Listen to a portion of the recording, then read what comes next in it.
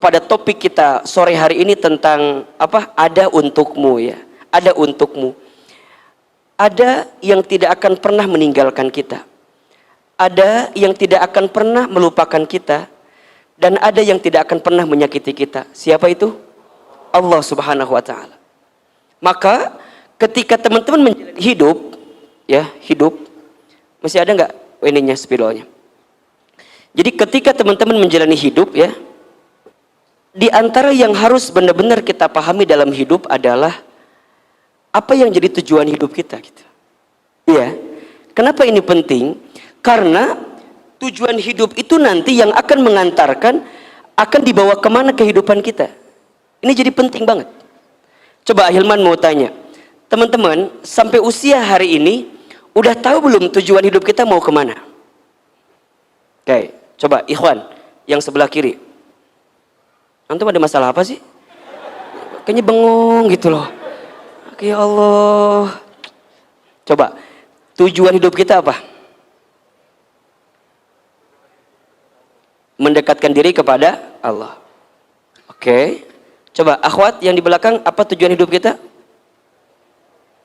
Apa? Kapadokia? It's my dream, cenah. Asa kecil gitu tujuan teh. Ustaz. Ustaz ayah lucu-lucu etanya dina etanya, Masya Allah.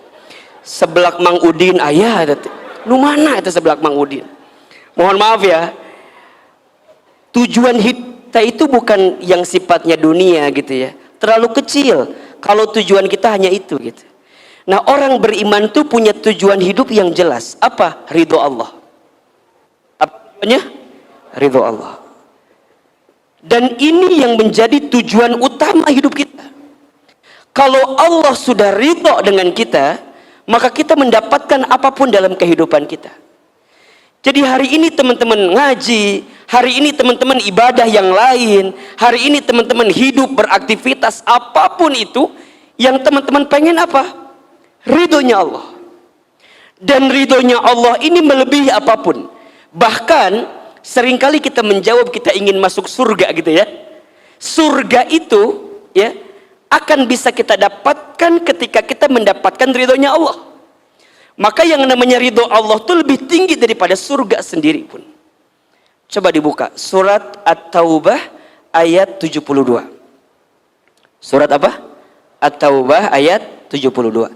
Ahina Arya sini. Di sini. Nah. Oke. Silakan dibaca. Teman-teman yang di YouTube, terima kasih sudah menyaksikan tayangan kami sore ini. Mudah-mudahan sehat selalu ya. Mudah-mudahan Allah berikan keberkahan. Ya, surat At-Taubah ayat 72. Silahkan.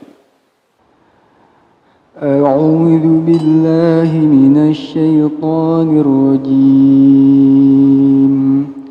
Wa'adallahu al-mu'minina wal mu'minati jannatin tajri min tahtiha al-anhar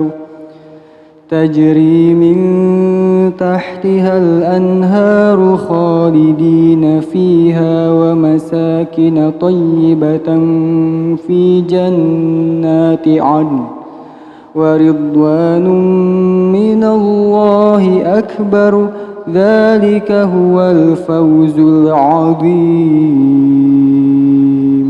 Shadaqallahul 'adzim. Allah menjanjikan kepada orang-orang mukmin laki-laki dan perempuan akan mendapat surga yang mengalir di bawahnya sungai-sungai. Mereka kekal di dalamnya dan mendapat tempat yang baik di surga Adn. Dan keridhaan Allah lebih besar. Itulah kemenangan yang agung. Perhatikan teman-teman ya. Perhatikan di sini Allah sampaikan kepada kita ya bahwa ada janji yang Allah siapkan untuk siapa Ahilman? Untuk orang-orang yang beriman. Maka ketika teman-teman hidup ya, pernah Ahilman bahas di pertemuan sebelumnya, ada dua hal yang tidak boleh teman-teman lupakan, tinggalkan, dan tidak boleh teman-teman hilangkan dalam hidup. Karena dua hal inilah yang akan mengangkat derajat kita. Apa itu? Yang pertama iman, Yang kedua apa? Ilmu. Ya, pernah Hilman bahas di pekan-pekan sebelumnya tuh.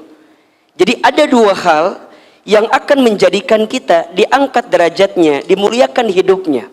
Apa? Iman dan ilmu. Makin meningkat imannya, bertambah ilmunya, maka Allah muliakan hidupnya. Surat Al-Mujadilah ayat 11. Yarfa'illahu alladhina amanu minkum walladzina utul ilma darajat. Allah akan mengangkat siapa? Orang beriman di antara kamu sekalian dan orang yang berilmu di antara kamu sekalian. Dengan apa? Darajat, beberapa derajat. Jadi kalau sekarang teman-teman, punten mohon maaf ya, sedang terpuruk, sedang down, sedang sulit, sedang terhimpit, maka tidak ada jalan terbaik yang bisa kita tempuh kecuali dengan meningkatkan iman dan menambah ilmu kita. Maka teman-teman datang ke tempat ini, ngaji di sini, ikut kajian di sini, niatnya apa? Hilman, aku pengen ngecas iman aku pengen ngecas hatiku, karena iman itu kan sifatnya naik turun kan? Al-imanu yazidu wa yanqusu. Iman itu naik turun. Al-imanu yazidu bitta'ah. Iman itu naik dengan ketaatan. Wal imanu yanqusu bil maksiat. Iman itu turun dengan kemaksiatan. Coba Hilman tanya, tolong jawab. Teman-teman yang di sini, kalau boleh hitung, lebih banyak amal soleh atau amal salah? Lebih banyak taat atau maksiat? Lebih banyak hal yang baik atau hal yang buruk? Lebih banyak pahala atau dosa? Nah, kita sadar dengan itu. Kalau kita sadar dengan itu berarti butuh dicaskan, butuh diingetin kan? Ibaratnya handphone, ada baterainya, ya. Kalau baterainya low bat, apa yang perlu kita lakukan? Cas, betul. Sekarang lebih bagus mana? Ngecas baterai itu pas baterainya lagi low bat atau pas udah habis banget? Bagusan yang mana? Jangan nunggu habis kan? Kalau udah tahu lowbat, kalau udah tahu lagi nggak stabil, kalau udah tahu bahwa Hilman ini ada persoalan nih, ini ada masalah nih, ini ada sesuatu yang tidak menenangkan perasaan saya nih, buru-buru dicas. Kalau nggak dicas, teman-teman akan tenggelam pada sesuatu yang nauzubillahi min dzalik, menjadikan kita frustasi, depresi, stres. Bahkan ada penyakit namanya skizofrenia. Apa itu penyakitnya? Sedih berlebihan, marah berlebihan, takut berlebihan, pokoknya semua hal-hal yang negatif berlebihan. Kalau kita punya sikap begitu, nanti ujungnya apa? Makhluk lain masuk dengan kita. Ifrit masuk, jin masuk, mereka senang dengan sikap-sikap yang menjauhkan kita dari perasaan tenang kepada Allah Subhanahu wa taala. Maka jangan kaget ada yang depresi, stres, putus asa, betul? Ujungnya jadi kemana-mana. Tiba-tiba nyewa boneka. Ini boneka bisa, kan jadi ternyambung kan? Nah, ini kenapa bisa terjadi? Ada krisis. Krisis pada apa nih? Pada iman ini gitu. Yang harusnya diingatin gitu loh. Jelas sampai di sini kira-kira? Jelas? Iman kita ini naik turun, betul. Maka kudu dicas. Nah, bagaimana cara ngecas iman? Salah satunya dengan ilmu. Dengan apa? Dengan ilmu. Makanya kalau orang yang ilmunya bertambah, maka dia akan menguatkan hatinya, kemudian meningkatkan imannya, yang nanti kalau imannya meningkat kan gitu ya, apa? Ibadahnya tambah bagus. Kalau ibadahnya tambah bagus, amalnya tambah banyak. Kalau amalnya tambah banyak, berarti akhlaknya makin indah karena ada ilmu. Maka teman-teman sayang, ini pesan dari Hilman ya. Kalau nanti teman-teman berumah tangga, pesan dari saya. Kalau teman-teman ingin ditinggikan derajat rumah tangganya, tingkatkan iman, tambahkan ilmu. Karena banyak rumah tangga yang mengalami kegagalan bukan karena kurangnya cinta, tapi karena kurangnya iman dan ilmu. Kurangnya apa? Iman dan ilmu. Nah, orang beriman ya, orang yang senantiasa beriman kepada Allah, maka Allah janjikan untuk mereka apa? Jannatu adnin, surga Aden. Ada surga Aden. Lanjutkan kembali, waridwanum minallahi akbar, dan keriduan Allah lebih besar. Dzalika huwal fawzul azim. Itulah kemenangan yang abadi. Jadi kita maunya ridho Allah gitu. Coba sekarang saya mau tanya, teman-teman mau nggak dapat ridhonya Allah? Mau atau tidak? Sekarang teman-teman nanya, gimana caranya dapat ridhonya Allah? Maka jawabannya, kalau kita ingin dapat ridhonya Allah, berarti kita harus belajar ridho dengan Allah. Apa itu ridho? Sikap menerima. Apa yang perlu kita terima? Raditu billahi robba wa bil islami dina wa bi muhammadin nabiyya wa rasulah. Ya Allah, aku ridho Engkau adalah Tuhanku. Ya Allah, aku ridho Islam adalah agamaku. Ya Allah, aku ridho Nabi Muhammad SAW adalah Nabi dan Rasulku. Kan gitu? Jadi kita kudu ridho. Berarti kalau ridho di sini gimana Ustaz? Berarti kita ridho perintah Allah. Kalau Allah memerintahkan sesuatu ya kita kerjakan. Karena bukti ketaatan kita sebagai bentuk ridhonya kita kepada siapa? Allah. Allah melarang kita sesuatu maka kita tinggalkan. Ini bentuk ridhonya kita kepada Allah. Jelas sampai di sini? Jelas? Jadi kalau teman-teman ingin mendapatkan arah hidup yang baik, ingat ya, saat teman-teman tahu tujuan hidupnya. Apa tujuan hidup kita? Ridho Allah. Kalau Allah sudah ridho, Masya Allah, dibuka semuanya. Nah sekarang bagaimana caranya Allah ridho sama kita? Ridho kita sama Allah dengan ketentuan Allah. Berarti apa? Lakukan semua yang Allah cintai. Maka Allah akan mencintai apa yang kita lakukan. Itu poinnya. Nah sekarang coba Ahilman tanya. Teman-teman jawab di hati masing-masing. Sudahkah hidup kita saat ini menjalani apa yang Allah perintahkan kepada kita atau belum? Apakah kita masih hobi menjalankan apa yang Allah larang dalam hidup kita atau belum? Nah itu, ini yang harus kita kuatkan di sini.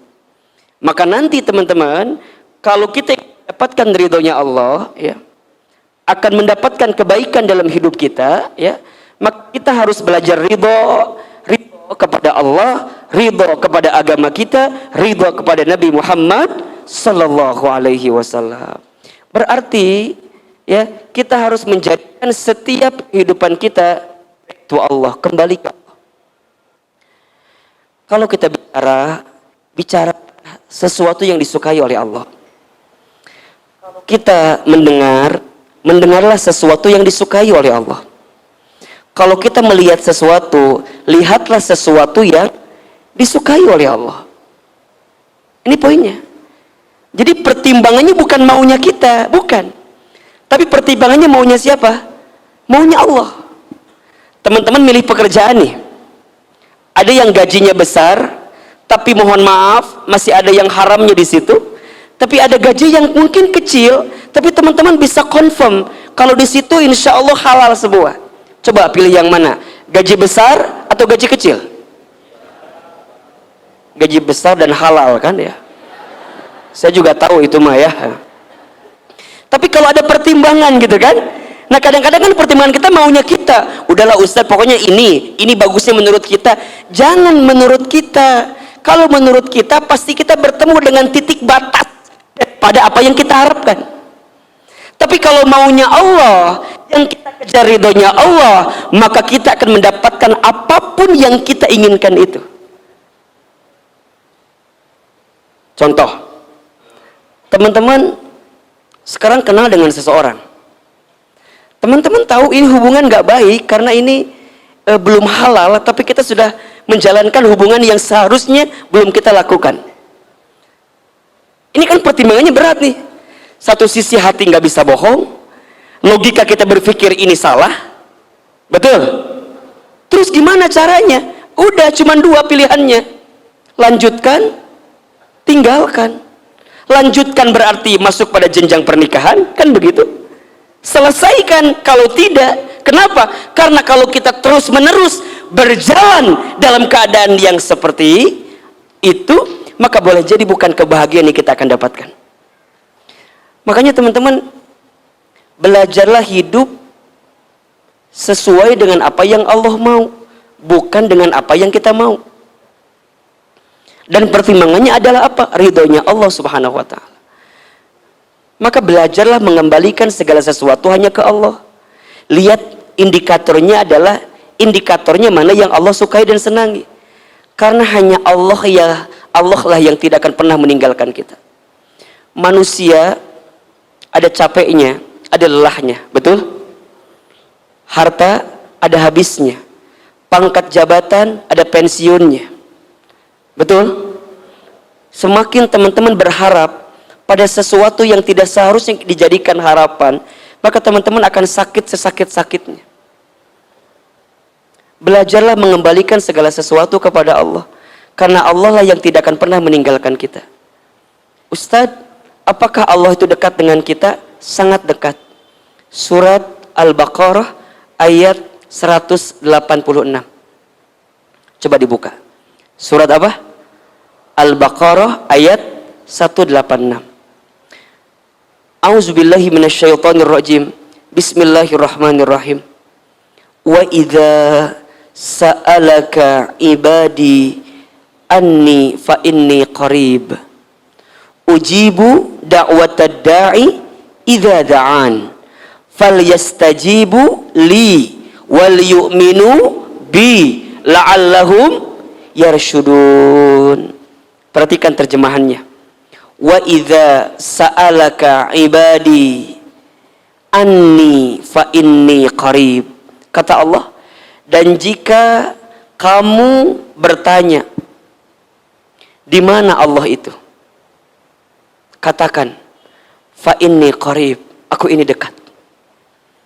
Allah itu sangat dekat. Sangat dekat.